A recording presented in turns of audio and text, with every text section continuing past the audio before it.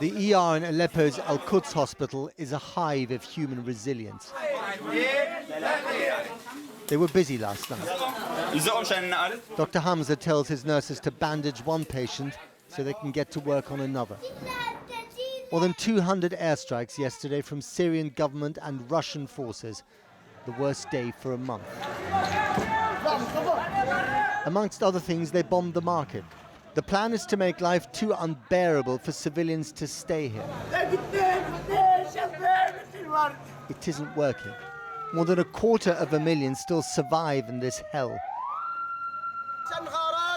This bread seller clutches the only thing that remains from his stall.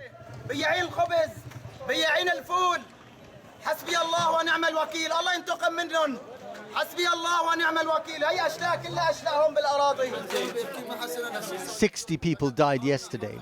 2-year-old Aysel wasn't one of them. Her uncle brought her in. His eyes are tired with a routine of trauma. Aysel's are wide with shock and incomprehension.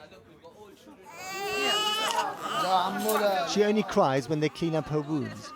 She escaped with no serious injuries, but one of her white socks is washed red with her own blood. Her favorite glittery shoes have survived the war, so far." Dr. Hamza looks exhausted. He's been working here for almost 4 years, and it keeps getting worse. سواء القصف على أحياء المدنيين أو استعمال القنابل العنقودية أو اليوم القصف اللي صار على الطريق الوحيد لإخلاء مدينة حلب وإغلاقه بالسيارات المتفحمة حاليا عن طريق مسكر بحيث إنه نحن ما بنقدر نحول أي مريض. هذا هو الوضع الإنساني حاليا الموجود في المدينة.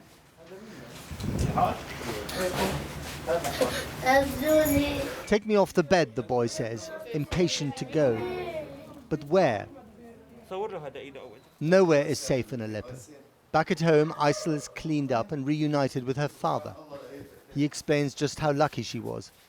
He picks up the remnants of what looks like a cluster bomb, like a toy cast aside. Above the clouds, above Syria, it's a pristine world, brought to you courtesy of the Russian Defense Ministry. The Tupolev bomber disgorging its deadly load. For a second day now, the Russians are flying from the Hamadan base inside neighboring Iran, much closer than the bases on the Caspian Sea. It signals another stage of Moscow's involvement. The Russians say they're bombing terrorist targets. But the lines between Russian forces and the Syrian government have become blurred. She can't distinguish, and nor can the rest of the world.